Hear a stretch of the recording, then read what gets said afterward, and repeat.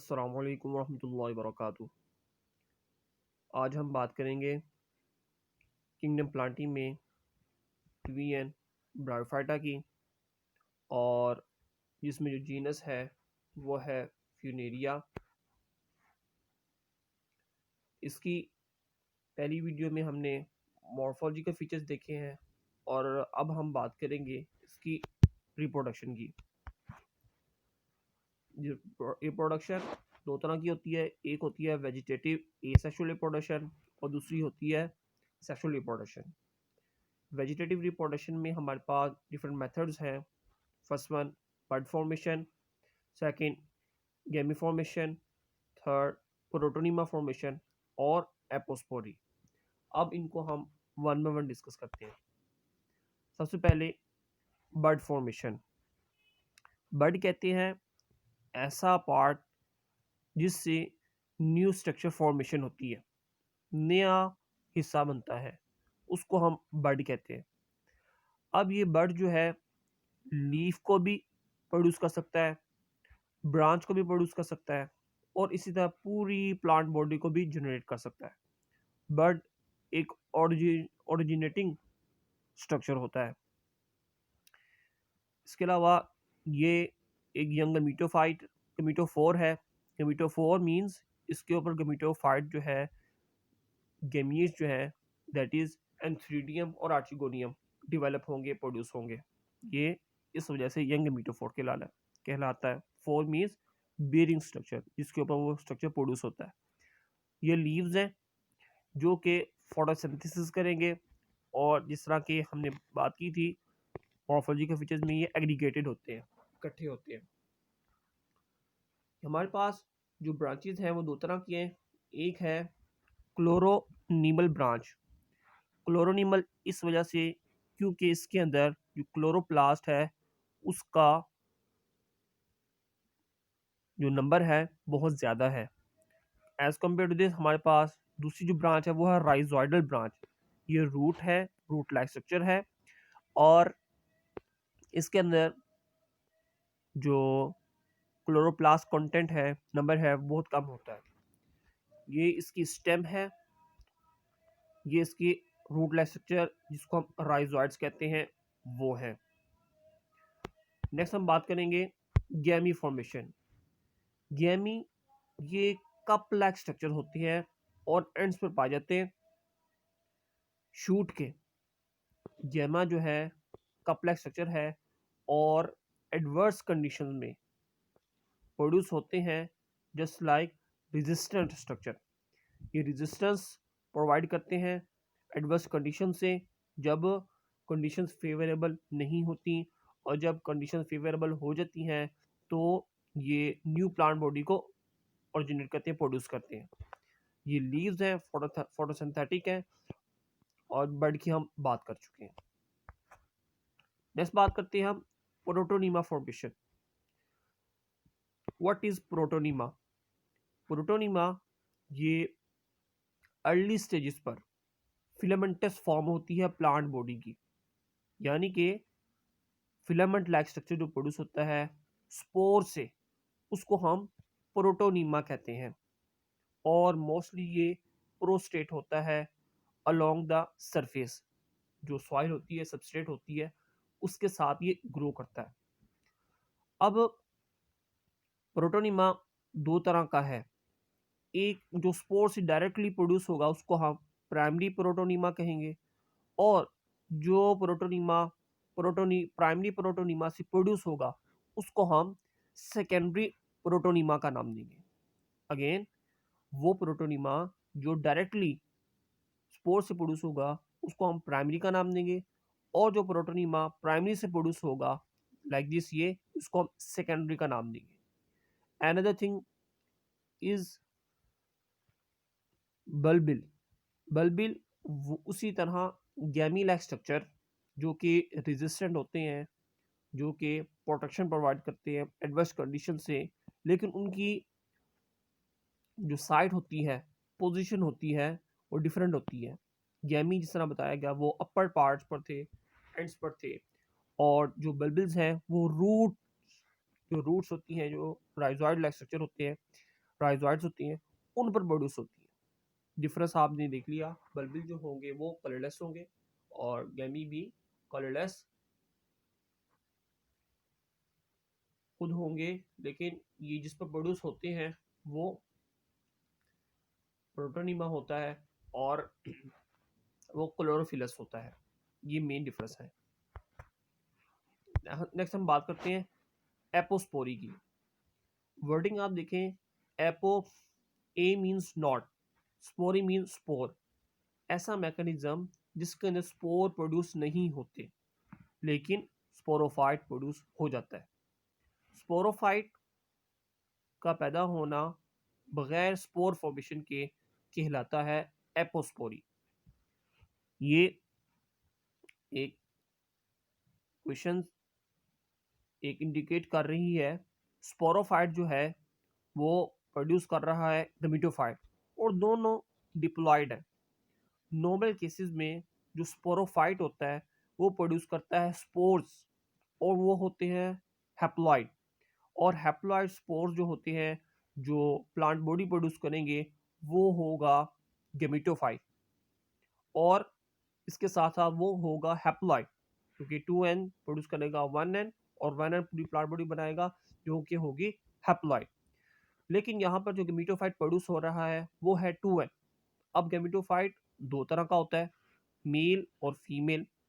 तो जब ये दोनों मेल और फीमेल गेमिटोफाइट यूनाइट करेंगे तो हमारे पास जो प्लांट बॉडी आएगी स्पोरोफिटिक वो होगी 4n। और ऐसी कंडीशन में जो प्लांट बॉडी होगी वो स्टीराइल होगी, फर्टाइल नहीं होगी, वो आगे अपनी प्रोजनी प्रोड्यूस नहीं कर सकेगी। तो यहाँ तक थी हमारी बात ए सेक्सुअल रिप्रोडक्शन। अब हम बात करते हैं अपनी नेक्स्ट मेथड की, जो कि है सेक्सुअल रिप्रोडक्शन। सेक्सुअल रिप्रोडक्शन में दो पार्टनर्स होते हैं। पहले हमारे पास जो ये स्ट्रक्चर है ये मेल गेमिटोफाइट का, this is a male gametophyte. इसका नाम होता है एंथ्रीडियम। मेल गेमिटोफाइट को हम एंथ्रीडियम कहते हैं। एंथ्रीडियम जैसा कि आप देख रहे हैं ये एक यंग एंथ्रीडियम है, न्यूलीबॉर्न है, और इसके साथ ये वाला जो स्ट्रक्चर है ये होता है पैराफाइसिस। पैराफाइसिस बहुत इंपॉर्टेंट रोल प्ले करता है। सबसे पहले वो ये कि ये क्लोरोफिलस होता है, इसके अंदर क्लोरोप्लास्ट होता है और ये हाई अमाउंट में फोटोसिंथेसिस कैरी आउट करवाते हैं जो कि फूड का सोर्स बनता है प्लांट बॉडी के लिए, इस स्ट्रक्चर के लिए। इसके अलावा ये एक स्टीराइल पार्ट है, ये रिप्रोडक्शन में इन्वॉल्व नहीं होता। थर्ड,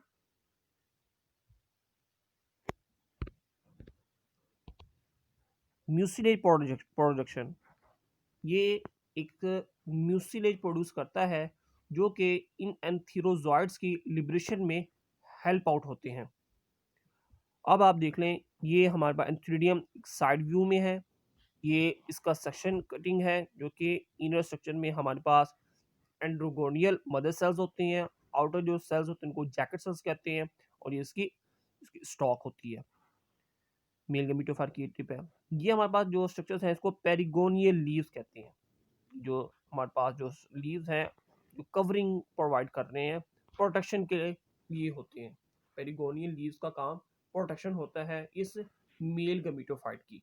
अगेन ये हमारे पास पैराफाइसिस, ये क्लोरोफिलस होते हैं, क्लोरोप्लास्ट कंटेन करती हैं और फोटोसिंथेसिस में अपना रोल प्ले करेंगे। नेक्स्ट हमारे पास म्यूसिलेज भी होता है इनके अंदर जो कि इनकी लिबरेशन में हेल्प करता है। ये जो मेल गेमिटोफाइट इसको हम एंथ्रीडियम कहते हैं, ये इसका सेक्शन है। आउटर जो सेल्स होते हैं उनको जैकेट कहते हैं, इनर को एंड्रोगोनियल मदर सेल्स, और उनके अंदर एंथीरोजॉइड प्रोड्यूस होते हैं।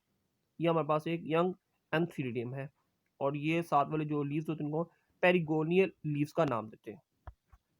अब हम बात करेंगे इनकी डेवलपमेंट की, कि किस तरह एंथ्रीडियम जो है वो प्रोड्यूस होता है स्पोरोफाइट हमारे गेमिटोफाइट के ऊपर। ये एक एंथ्रीडियम इनिशियल सेल है जो कि अब डिफ्रेंशिएट होगा एक एंथ्रीडियम में। इसके अंदर पहले पेरिक्लिनल डिवीजन होती है जिससे दो सेल्स बनते हैं, एक आउटर जो कि अपर पोर्शन पर होता है और एक लोअर साइड पर होता है जिसको हम बेसल सेल का नाम देते हैं। अब यही जो आउटर सेल है ये एक फिलामेंटस स्ट्रक्चर बना देगा जिसके अंदर जो टिप पे जो सेल होगा उसको हम एपिकल सेल का नाम देंगे और वो स्वलन होता है। अब इस एपिकल सेल में डिवीजन होती है और जिसकी वजह से हमारे पास दो सेल्स आ जाते हैं। अब ये जो दो सेल्स हैं ये एक लाइन में चेन बना देंगे, चेन सेल्स बना देंगे और दो हमारे पास सेगमेंट्स आ जाएंगे सेल्स के। अब ये जो दो सेल्स हैं लाइन में ये बना देंगे जैकेट सेल्स और इनके दरमियान अंदर पैदा होंगे एंडोगोनियल सेल्स। एंडोगोनियल सेल्स जो हैं इनके अंदर डिवीजन होती है और वो बना देंगे एंथीरोजॉइड्स। ये जो अपर स्ट्रक्चर है इसको हम ओपोकुलम का नाम देते हैं। ये जहाँ से ये इनका लिबरेशन होगी, ये रिलीज होंगे, इसको हम ओपोकुलम कहते हैं। इनके अंदर एंडोगोनियल सेल्स होते हैं और ये कंटेन करेंगे एंथीरोजॉइड्स। आउटर जो स्ट्रक्चर है उसको हम जैकेट कहते हैं, प्रोटेक्शन के लिए बेस इसकी स्टॉक कहलाती है। ये जो एंथीरोजॉइड्स है बहुत इंपॉर्टेंट बात, वो ये फ्लैजिलेटेड है, इसके अंदर फ्लैजिला होते हैं। हमने मॉर्फोलॉजिकल फीचर्स में बात की थी कि ये जो प्लांट है ये एम्फीबियस है, इसको पानी की ज़रूरत होती है रिप्रोडक्शन के लिए। अब ये पानी ज़्यादातर हमारी जब रेनी सीजन होता है, बारिश होती है, तो ये जो एंथ्रीडिया होता है यहाँ पर जब पानी आता है तो ये जो म्यूसिलेज है इसकी वजह से ये एंथीरोजॉइड्स जो होते हैं वो लिबरेट होते हैं एंथ्रीडियम से और इनकी डिहाइसेंस होती है और ये मूव करते हैं थ्रू स्प्लैशेस। जब बारिश के कतरे पड़ते हैं तो स्प्लैशेस प्रोड्यूस होती हैं, उन स्प्लैशेस से ये एंथीरोजॉइड्स होते हैं स्विम करते हैं उसी पानी के अंदर और थ्रू फ्लैजिला ये मूव करते हैं आर्चिगोनिया की तरफ जो कि फीमेल रिप्रोडक्टिव पार्ट होता है। तो let's move to the female reproductive part जिसको हम फीमेल गेमिटोफाइट कहते हैं क्योंकि इसके अंदर गेमीट्स पैदा होने तो उसको हम गेमिटोफाइट कहते हैं। सबसे पहली बात, आउटर स्ट्रक्चर में हमारे पास पेरिकीटियल लीव्स होते हैं जिनका काम प्रोटेक्शन होता है। नेक्स्ट हमारे पास सिमिलर स्ट्रक्चर पैराफाइसिस जिनका काम photosynthesis due to the presence of chlorophyll photosynthesis होता है। और इसके अलावा ये स्टीराइल होते हैं, ये रिप्रोडक्शन में इन्वॉल्व नहीं होते हैं। ये हमारे पास फीमेल रिप्रोडक्टिव पार्ट है जिसको हम आर्चिगोनिया कहते हैं। आर्चिगोनिया ये फीमेल रिप्रोडक्टिव पार्ट है जिसके अंदर एग फॉर्मेशन होगी। अगर हम एक स्ट्रक्चर देखें इसका तो टिप पर जो सेल्स उनको हम कवर सेल्स कहते हैं और इसके बाद जो लेंथी स्ट्रक्चर है उसको नेक का नाम देते हैं। ये नेक लाइक स्ट्रक्चर है जिसके आउटर स्ट्रक्चर उनको नेक कैनाल सेल्स कहते हैं, ये इसकी नेक है और जो स्वोलन पोर्शन होता है उसको हम वेंटर कहते हैं और इसकी नेक की बेस पर वेंटर कैनाल सेल्स होते हैं और इसके नीचे हमारे पास वेंटर सेल्स आते हैं जो कि प्रोड्यूस करते हैं एग को। तो वेंटर से हमारे पास एग फॉर्मेशन होती है और ये हमारे पास लोअर जो बेस है उसको हम स्टॉक कहते हैं। अगेन हमारे पास जो फीमेल गेमिटोफाइट है आर्चिगोनिया, इसके अंदर आउटर स्ट्रक्चर उनको हम पेरिकीटियल लीव्स कहते हैं। इसके बाद हमारे पास स्टीराइल स्ट्रक्चर जिसको पैराफाइसिस कहते हैं फोटोसिंथेसिस में इन्वॉल्व होते हैं और ये हमारे पास आर्चिगोनिया है जो कि फीमेल इंपॉर्टेंट पार्ट है। एट टिप पे जो सेल्स को कवर सेल्स कहते हैं, इसके नीचे हमारे पास नेक कैनाल सेल्स हैं जो कि नेक प्रोड्यूस करते हैं। इसके नीचे लो पोर्शन हमारे पास वेंटर कैनाल सेल्स होते हैं जो कि प्रोड्यूस करते हैं वेंटर को और वेंटर जो होता है ये स्वोलन पोर्शन होता है और इससे प्रोड्यूस होगा हमारा एग जो कि फीमेल गेमीट्स हैं और जो इसकी बेस को हम स्टॉक का नाम देते हैं। नेक्स्ट बात करते हैं इसकी प्रोडक्शन कि किस तरह फीमेल गैमेटोफाइट जो है वो डेवलप होता है, प्रोड्यूस होता है। एक आर्चिगोनल इनिशियल सेल्स हैं, इसके अंदर डिवीजन होगी पहली, जो कि बेस और एपिकल सेल्स को डिफरेंशिएट करेगी। एपिकल सेल्स जो हैं वो डिफरेंशिएट होते जाएंगे और लोअर सेल्स जो हैं वो चेन सेल्स बना देंगे। मजीद डिफरेंशिएशन के बाद हम देखेंगे कि हमारे पास एक एपिकल सेल्स जो कि कवर सेल्स प्रोड्यूस करेगा और उसके साथ चेन सेल्स हैं वो बन जाएंगे। चेन सेल्स बनाएंगे हमारी नेक को, और नेक आउटसाइड जो स्ट्रक्चर है उनको सेल्स, उनको नेक कैनाल सेल्स का नाम देंगे। एट दी एंड जो बेसल पोर्शन होगा वो कहलाएगा वेंटर, जिसके अंदर एग फॉर्मेशन होगी। ये हमारे पास कवर सेल्स होते हैं। ये नेक फॉर्मेशन हुई, स्टॉक लाइक स्ट्रक्चर, जिसके एजिस पर नेक कैनाल सेल्स हैं और सेंटर में नेक सेल्स हैं, और लोअर पोर्शन पर वेंटर है जिसकी कवरिंग हमारे पास वेंटर कैनाल सेल्स कर रहे हैं, और जो वेंटर है उससे प्रोड्यूस होता है एग, द फीमेल गैमेटोफाइट, और ये बेस जो इसकी स्टॉक कहलाती है, ये बेस। नेक्स्ट बात करते हैं इनके कंपैरिजन की। तो आप जैसे देख रहे हैं पैराफाइसिस दोनों में सेम है। प्रोटेक्टिव सेल जो लीव्स उनको पेरिकेटियल फीमेल और मेल में पेरिगोनियल लीव्स का नाम देते हैं। मेन जो पोर्शंस हैं जो प्रोडक्शन के लिए वो है मेल में एंथीरिडियम और फीमेल में आर्चिगोनिया। अब हम बात करते हैं स्पोरेंजिया की। स्पोरेंजिया वो स्ट्रक्चर है जिसके अंदर स्पोर प्रोड्यूस होते हैं। Spore producing structure is known as sporangia. ये हमारे पास एक यंग गेमेटोफाइट है जिसके ऊपर स्पोर फॉर्मेशन हो रही है। आउटर स्ट्रक्चर हम एपिगोनियम कहते हैं। यहाँ पर स्पोर फॉर्मेशन हो रही है और ये कंप्लीट एक कैप्सूल है जो स्पोरेंजियम एक ही चीज़ है, और ये बेस जो है इसकी फुट कहलाती है। ये हमारे पास जो गेमेटोफाइट टिश्यू है इसकी जो टिप है इसको हम अपोकलम कहते हैं। यहाँ से ये डिहाइसिस होगी, रिलीज होंगे स्पोर्स। ये कैप्सूल है और जो इसकी कैप्सूल की जो प्रोजेक्शन है कैलेप्ट्रा की, उसको हम वेग्यूनुला कहते हैं। जो इसके रेमिनेंट्स होते हैं, बाकी स्ट्रक्चर होते हैं कैलेप्ट्रा के, उसको हम वेग्यूनुला कहते हैं। ये हमारे पास सोडोपोडियम है क्योंकि अभी कम्प्लीटली ये डिफ्रेंशिएट नहीं हुआ सीटा के अंदर। ये हमारे पास एक मेच्योर स्पोरोफाइट है जिसकी बेस जो कि स्टॉक लाइक स्ट्रक्चर उसको हम सीटा कहते हैं।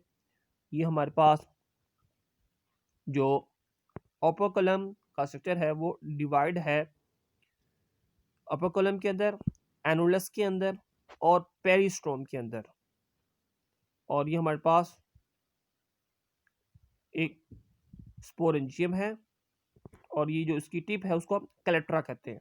कैलेप्ट्रा, और इसके नीचे ओपोकलम होता है, फिर एनुलस होता है। एनुलस भी डिहाइसिस में हेल्प आउट होता है, और ये हमारे पास पेरिस्ट्रोम है।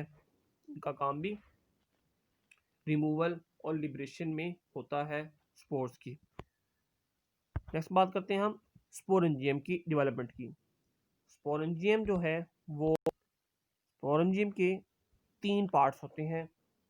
पहले को हम नाम देते हैं एपोफाइसिस का, दूसरा होता है थीका, ये वाला पोर्शन, और थर्ड होता है ओपोकुलम। तो बात करते हैं पहले हम एपोफाइसिस की। ये जो एपोफाइसिस है ये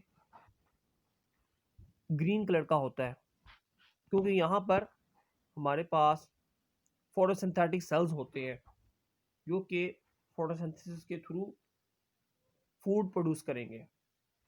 एपोफाइसिस फोटोसिंथेटिक पार्ट होता है जहाँ पर ग्रीन सेल्स जो होते हैं यानी कि क्लोरोफिलस सेल्स पाए जाते हैं। इसके अलावा इसके अंदर कंडक्टिंग स्ट्रैंड्स होते हैं जो कि मूवमेंट करवाते हैं फूड की, और इसके अलावा ट्रांसपोर्ट करते हैं न्यूट्रिएंट्स को, वाटर को, सॉल्ट्स को। जो इसकी बेस है उसको हम सीटा कहते हैं जो कि स्टॉक लाइक स्ट्रक्चर था। ये हमारा हो गया एपोफाइसिस फर्स्ट पार्ट। सेकंड जो पार्ट है उसको हम नाम देते हैं थीका का। थीका के अंदर मेन जो स्ट्रक्चर है वो है स्पोर्स का। स्पोर प्रोड्यूस होते हैं एक सैक के अंदर, जिसको प्रोटेक्शन प्रोवाइड की जाती है आउटर, ये आउटर वॉल है स्पोर सैक की, और ये वाली जो वॉल है इसको हम इनर वॉल कहते हैं, inner wall of spore, spore sac. Sac कहते हैं एक बैग को जिसके अंदर वो स्ट्रक्चर स्पोर्स का पाया जाता है। और ये जो हमारे पास लेयरिंग है, ये जो हमारे पास एपिडर्मिस है, और इसके नीचे हमारे पास हाइपोडर्मल लेयर आती है।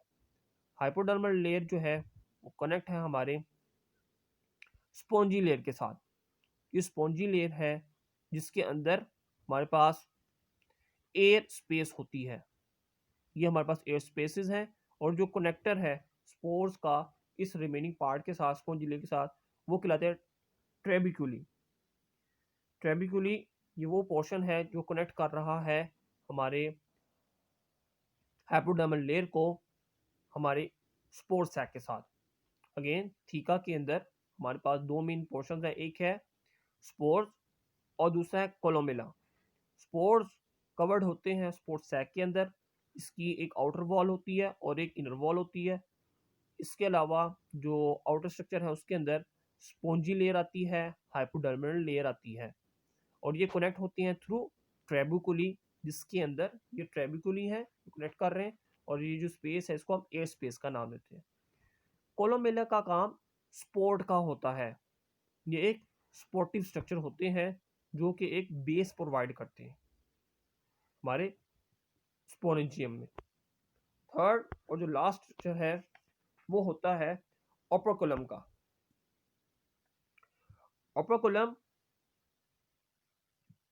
ये एक कैप लाइक स्ट्रक्चर है कंप्लीट। अगर इसको हम देखें तो ये एक कैप लाइक स्ट्रक्चर है जो कि 3 से 4 लेयर से मिलकर बना होता है। थिन वॉल 3 to 4 लेयर्स पाई जाती हैं इस ओपरकुलम के अंदर। इसके अंदर पहली जो लेयर बात की जाए इसकी ओपरकुलम में वो है पेरिस्ट्रोम। पेरिस्ट्रोम जो है वो टूथ लाइक स्ट्रक्चर है, टूथ लाइक सेगमेंट्स होते हैं, ये डबल होते हैं, एक आउटर एक इनर, दो इसके स्ट्रक्चर्स होते हैं पेरिस्ट्रोम के, एक आउटर होता है और एक इनर। ये रिंग में पाए जाते हैं और इनका नंबर जो होता है वो होता है 16, भूलना नहीं आपने।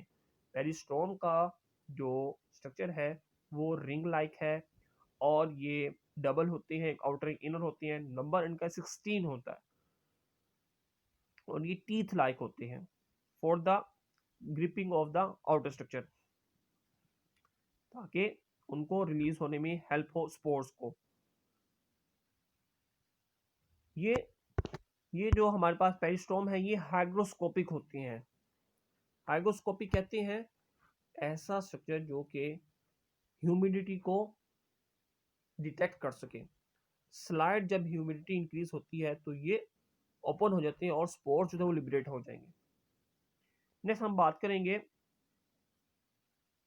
इसके अंदर जो थीका है उसकी 4 to 5 लेयर्स होती हैं एपिडर्मिस की, इसकी जो थिन वॉल होती है उसको हम एनुलस का नाम देते हैं। पेरिस्टोम के बाद हमारे पास एनुलस आता है, ये वाली पेरिस्टोम के बाद एनुलस है।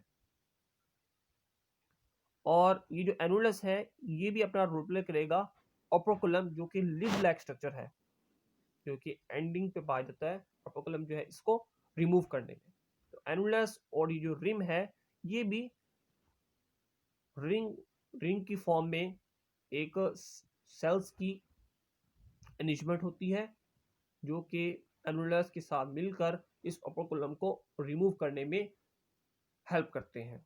तो 3 हिस्से हुए हमारे स्पोरेंजियम के। पहला एपोफाइसिस जो कि फोटोसिंथेटिक है, ग्रीन सेल्स होते हैं इसके अंदर, फोटोसिंथेसिस में फूड प्रोडक्शन में रोल प्ले करते हैं।